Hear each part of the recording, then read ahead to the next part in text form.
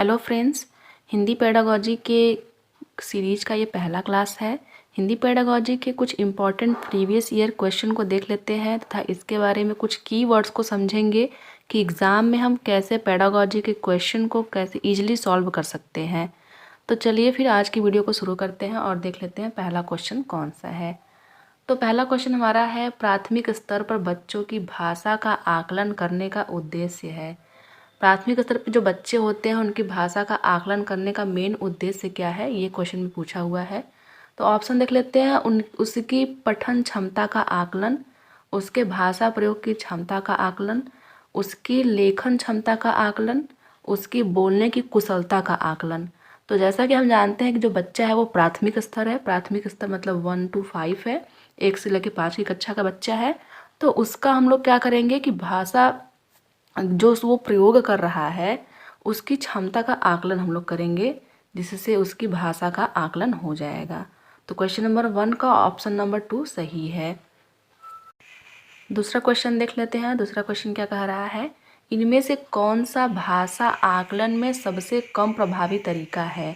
मतलब बच्चों के भाषा का जब आकलन करना है तो उसमें सबसे कम प्रभावी तरीका कौन सा है। कहानी कहना, कहानी लिखना, घटना वर्णन, श्रुतलेख। देखिए, जब बच्चा कोई कहानी कहता है तो उसकी भाषा का आकलन काफ़ी अच्छे ढंग से हो सकता है, क्योंकि जो उसकी अभिव्यक्ति है उसके माध्यम से हम लोग समझ पाएंगे कि वो कितना भाषा सीखा हुआ है। दूसरा है कहानी लिखना। कहानी लिखने से भी उसके भाषा का आकलन होता है, क्योंकि बिना वो भाषा को जाने कहानी नहीं लिख सकता है। तो ऑप्शन नंबर बी भी आपका सही है। ऑप्शन नंबर सी को देख लेते हैं, घटना वर्णन। देखिए, जो घटना वर्णन होता है, बच्चा बिना किसी चीज़ को जाने किसी चीज़ का वर्णन नहीं कर सकता है, तो घटना वर्णन भी काफ़ी इम्पोर्टेंट होता है भाषा के आकलन में। श्रुतलेख, श्रुतलेख वो होता है जिसको हम लोग किसी का सुन के लिखते हैं। तो जो श्रुतलेख है वो आपका सबसे कम प्रभावी तरीका है। ऑप्शन नंबर डी आपका सही है, क्योंकि जो श्रुतलेख होता है उसमें दूसरे को लोग अपनी अभिव्यक्ति करते हैं, जिसको हम लोग अपने कॉपी पे लिखते हैं, उसी को बोलते हैं श्रुतलेख। तो क्वेश्चन नंबर 2 का ऑप्शन नंबर 4 सही है। नेक्स्ट क्वेश्चन है, तीसरा क्वेश्चन, आकलन की प्रक्रिया में केवल बच्चों की क्षमताओं का आकलन नहीं होता, बल्कि शिक्षक की शिक्षण प्रक्रिया का भी आकलन होता है। यह विचार पूर्णतः सही है, अंशतः सही है, पूर्णतः गलत है, निराधार है। देखिए, जो बच्चों की जो शिक्षण होती है उसमें जो क्षमताओं का जो आकलन होता है उससे शिक्षण प्रक्रिया का आकलन भी हो जाता है, क्योंकि कभी भी बच्चों का दोष नहीं देते हैं। अगर बच्चों को कोई भी चीज़ समझ में नहीं आया है तो इसका मतलब कि शिक्षक की गलती है, उसके शिक्षण प्रक्रिया की गलती है। तो वहीं कह रहा है कि बच्चों के क्षमताओं का आकलन सिर्फ नहीं होता है, शिक्षक का भी शिक्षण प्रक्रिया का भी आकलन होता है। तो यह पूर्णतः सही है। तो तीसरा का ऑप्शन नंबर पहला सही हो गया। नेक्स्ट क्वेश्चन देख लेते हैं। क्वेश्चन नंबर 4, रीमा ने तीसरी कक्षा में पढ़ने वाली रितिका की भाषा क्षमता, भाषा निष्पादन संबंधी क्रमिक प्रगति का ब्यौरा उसके अभिभावकों को दिया। रीमा ने डैश के आधार पर जानकारी दी। देखिए, रीमा एक शिक्षिका है, वह रितिका नाम की लड़की के जो है अभिभावकों को उसकी प्रगति का ब्यौरा दे रही है। तो प्रगति का जो ब्यौरा होता है वो भाषा क्षमता के आधार पे उसकी क्रमिक प्रगति कितनी है, उसकी भाषा निष्पादन कितनी है, उसके आधार पे दे रही है। तो इसका मतलब वो पोर्टफोलियो का यूज कर रही है। पोर्टफोलियो वो होता है जिसमें बच्चों का पूरा डाटा लिखा होता है कि बच्चों की प्रोग्रेस कैसी है, बच्चे भाषा कितनी आसानी से सीख रहे हैं, उनको कहाँ कहाँ दिक्कतें आती हैं, उसी को बोलते हैं पोर्टफोलियो। तो यह जो जानकारी दे रही है वो पोर्टफोलियो के आधार पे दे रही है। तो क्वेश्चन नंबर 4 का ऑप्शन नंबर 2 बिल्कुल सही है।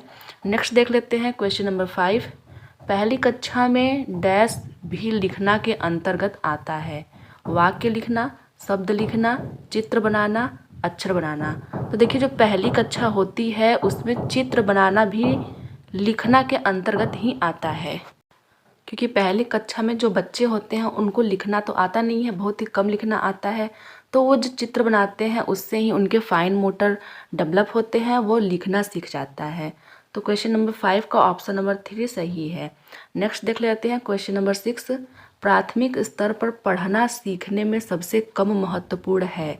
देखिए, पढ़ना सीखने के लिए सबसे कम महत्वपूर्ण क्या है, संदर्भानुसार अर्थ, अनुमान लगाना, पढ़ने का उद्देश्य, अक्षर की पहचान। तो प्राथमिक स्तर पे जो है पढ़ने का उद्देश्य क्लियर नहीं होता है। ये नहीं होता है प्राथमिक स्तर पर कि हम आज उसको क से ज्ञ तक सिखा दे रहे हैं, कल उसको मात्रा लगाना सिखा देंगे, परसों उसको सेंटेंस बनाना सिखा देंगे, अगले दिन उसको पढ़ना सिखा देंगे सेंटेंस को। तो ये कोई उद्देश्य नहीं होता है। जो प्राथमिक स्तर के जो बच्चे होते हैं जब वो पढ़ना सीखते हैं तो सिर्फ उनको पढ़ाने पे ही ध्यान होता है, पढ़ाने का उद्देश्य फिक्स नहीं होता है। तो ऑप्शन नंबर 3 आपका सही हो गया।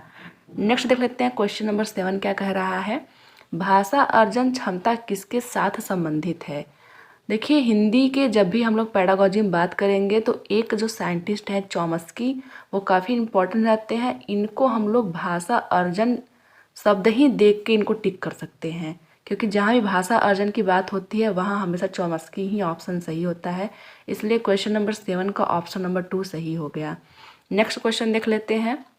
क्वेश्चन नंबर 8 है, प्राथमिक स्तर पर भाषा सीखने में भाषा संबंधी कौन सा संसाधन सर्वाधिक महत्वपूर्ण है।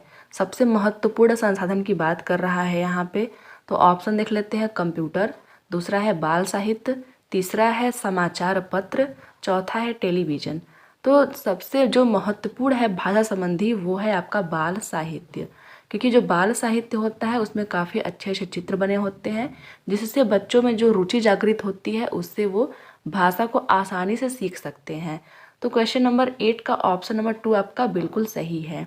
नेक्स्ट क्वेश्चन देख लेते हैं, क्वेश्चन नंबर 9। बच्चे अपनी मातृभाषा का प्रयोग करते हुए हिंदी भाषा की कक्षा में अपनी बात कहते हैं। यह बात स्वाभाविक है, विचारणीय है, निंदनीय है, अनुचित है। तो देखिए बच्चे जो होते हैं जब वो स्कूल में पहली पहली बार आते हैं तो वो अपने साथ अनेक भाषाएं लेके आते हैं। जैसे अगर कोई गांव का बच्चा है तो वो हो सकता है भोजपुरी भी बोले, हो सकता है खड़ी हिंदी भी बोले। तो ये स्वाभाविक बात है, हम लोग उसको इग्नोर कर देते हैं बच्चे की भाषा को और सिर्फ उसके डेवलपमेंट पे ध्यान देते हैं। तो क्वेश्चन नंबर 9 का ऑप्शन नंबर 1 बिल्कुल सही है। क्वेश्चन नंबर 10 देख लेते हैं। बहुभाषिता हमारी पहचान भी है और हमारी डैश व डैश का अभिन्न अंग है।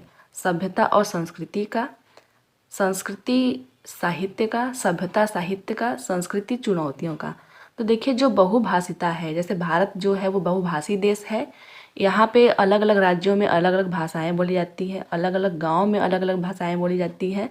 तो ये हमारी सभ्यता और संस्कृति का अभिन्न अंग है। हमारी सभ्यता और संस्कृति में कई भाषाओं का मेल है, इसलिए क्वेश्चन नंबर 10 का ऑप्शन नंबर 1 आपका सही हो गया। नेक्स्ट देख लेते हैं हम लोग क्वेश्चन नंबर 11। प्राथमिक स्तर की पाठ्य पुस्तक में कार्टून, भाषा आदि बच्चों के भाषा क्षमता के विकास में ऑप्शन है सहायक, बाधक विज्ञापन, तीसरा है निरर्थक, चौथा है अनुपयोगी। तो देखिए जो प्राथमिक स्तर होता है उसमें जो चित्र बने होते हैं वो लगभग कार्टूनी चित्र बने होते हैं। जैसे कोई हाथी होता है तो सिंपल हाथी का फोटो नहीं रहेगा उसमें, वो कार्टून के फॉर्म में रहेगा। तो ये जो बच्चों के भाषा क्षमता में जो विकास करता है उसमें सहायक होता है, ना कि बाधक और निरर्थक होता है। तो ऑप्शन नंबर 1 आपका सही हो गया। नेक्स्ट देख लेते हैं क्वेश्चन नंबर 12। 5वीं कक्षा की सुहानी पाँचों, इन्हें, आंखें, दोनों आदि शब्द लिखती है। आप सुहानी के लेखन क्षमता के बारे में क्या कहेंगे। एक छोटी बच्ची है वो इन सब शब्दों को लिख रही है, तो आप एज ए शिक्षक क्या कहेंगे। ऑप्शन है, वह अनुनासिक चिन्ह का प्रयोग बिल्कुल नहीं जानती। देखिए बिल्कुल नहीं जानती ये तो हो ही नहीं सकता, क्योंकि वह अनुनासिक चिन्हों का प्रयोग तो कर रही है। ये सब सारे अनुनासिक जो चिन्ह है उसका प्रयोग तो वो कर रही है, तो ऐसा नहीं है कि वो नहीं जानती, इसलिए ये ऑप्शन गलत है आपका। दूसरा है, वह अनुनासिक चिन्हों के प्रयोग के प्रति सजग है। ये हाँ आपका उत्तर ये हो सकता है, लेकिन हम लोग और बेटर ऑप्शन देखते हैं। वह अनुनासिक चिन्ह के प्रयोग के प्रति लापरवाह है। अगर वो लापरवाह होती तो वो इतना सटीक नहीं लिख पाती, जैसे इतना अच्छे से वह यूज़ नहीं कर पाती अनुनासिक चिन्हों का, इसलिए ये भी आपका ऑप्शन गलत है। चौथा ऑप्शन है, वह अनुनासिक चिन्ह के नियम के अति सामान्यीकरण करती है। तो यहाँ कोई भी सामान्यीकरण नहीं किया गया है, अनुनासिक चिन्हों का बिल्कुल सही उपयोग किया गया है, इसलिए ऑप्शन नंबर 2 आपका सही हो जाएगा कि वह अनुनासिक चिन्ह के प्रयोग के प्रति सजग है। तो ऑप्शन नंबर 2 आपका सही है। नेक्स्ट देख लेते हैं क्वेश्चन नंबर 13 कह रहा है, विद्यालय में भाषा शिक्षण के लिए कोई कार्यक्रम शुरू करते समय सबसे महत्वपूर्ण क्या है। जैसे आप किसी विद्यालय में गए और भाषा शिक्षण करना चाहते हैं तो सबसे महत्वपूर्ण चीज़ क्या होती है जिस पे आपका फोकस रहेगा। तो हम लोग ऑप्शन देख लेते हैं। बच्चे की लिखित क्षमता को पहचानना, दूसरा है बच्चे की सहज भाषाई क्षमता को पहचानना, तीसरा है बच्चे की सहज मौखिक अभिव्यक्ति को पहचानना, चौथा है बच्चे की पठन क्षमता को पहचानना। तो देखिए, क्योंकि ये प्रारंभिक स्तर की बात हो रही है और भाषा शिक्षण कार्यक्रम आप शुरू करना चाहते हो, तो जब तक बच्चे की सहज भाषाई क्षमता को आप नहीं पहचानोगे तब तक आप कोई भी कार्यक्रम आपका सफल नहीं होगा। आपको पहचानना पड़ेगा कि जो बच्चे की जो सहज भाषा है उसकी क्षमता क्या है। बच्चे की लिखित क्षमता तो बाद में आती है, क्योंकि बच्चा लिखना बाद में सीखता है। तो ये आपकी ऑप्शन नंबर 1 गलत हो गया। तीसरा ऑप्शन है बच्चे की सहज मौखिक अभिव्यक्ति। हो सकता है बच्चा अधिक बोलने वाला न हो, तो क्या आप उसका शिक्षण नहीं करेंगे? ये तो आपका गलत है। चौथा है बच्चे की पठन क्षमता को पहचानना। तो क्योंकि हम लोग भाषा शिक्षण की शुरुआत के बारे में बात कर रहे हैं, तो बच्चे की जो पठन क्षमता है वो अधिक डेवलप नहीं हुई रहेगी, इसलिए ये भी आपका ऑप्शन गलत है। सबसे बेटर ऑप्शन ऑप्शन नंबर 2 है, इसलिए ये सही हो जाएगा। तीसरा ऑप्शन अगला क्वेश्चन देख लेते हैं। कई बार बच्चे जब स्कूल आते हैं तो वो 2 या 3 भाषाओं को डैश और बोलने की क्षमता से लैस होते हैं। तो देखिए, ऑप्शन देख लेते हैं। लिखने, पढ़ने, रटने, समझने। तो जब बच्चे स्कूल आते हैं प्रारंभिक स्थिति में, तो वो 2-3 भाषाओं को अगर लिखने, हम लोग यहाँ पे अगर लिखना भर दें तो वो लिखना तो उस समय बहुत ही कम जानते हैं। तो 2-3 भाषाओं के लिखने की बात ही नहीं होती है यहाँ पे। दूसरा है पढ़ने, वो पढ़ना बहुत कम जानते हैं या फिर अक्षर बहुत कम पहचानते हैं। तो 2-3 भाषाओं को पढ़ने की क्षमता उनमें एकदम नहीं होगी। तो ये भी आपका ऑप्शन नंबर गलत है। तीसरा है रटने, बच्चों को रटने पे कभी जोर नहीं देना है, और क्योंकि ये प्रारंभिक स्थिति की बात कर रहा है इसलिए बच्चे रटना भी नहीं जानते हैं। चौथा ऑप्शन आपका बिल्कुल सही है, क्योंकि वो 2-3 भाषाओं को समझते हैं और बोलने की क्षमता भी रखते हैं। जैसे अगर बच्चा, जैसे मैंने बताया कि गांव का है, तो वो हो सकता है भोजपुरी भी बोले, हो सकता है वो खड़ी हिंदी भी बोले, और वो इस चीज़ को समझेगा भी। अगर कोई और भी बोलता है उसके सामने खड़ी हिंदी, तो उसको समझने की भी क्षमता उसके अंदर होती है। तो क्वेश्चन नंबर 14 का ऑप्शन नंबर 4 बिल्कुल सही हो गया। नेक्स्ट देख लेते हैं। किसी विषय को सीखने का मतलब है डैश को सीखना और उसकी डैश को सीखना। मतलब कि जब किसी विषय को आप सीख रहे हो तो उसका क्या मतलब है। ऑप्शन देख लेते हैं। अवधारणाओं, विषय वस्तु। देखिए, विषय वस्तु को नहीं सीख सकते हैं आप, वही प्राथमिक स्तर पे विषय वस्तु की कोई बात नहीं होगी। ऑप्शन नंबर 2 में भी आपको दिया हुआ है विषय वस्तु, तो ये भी आपका गलत हो जाएगा। तीसरा है अवधारणा, मतलब हाइपोथेसिस को समझने और सीखने की, शब्दावलियों को सीखने की क्षमता होती है। तो ये बिल्कुल आपका ऑप्शन नंबर 3 सही है, क्योंकि जब बच्चे जब सीखते हैं तो उनका मतलब ये होता है कि अवधारणाओं को वो सीख रहे हैं और शब्दों को सीख रहे हैं, तभी वो आगे की प्रोसेस को कर पाएंगे।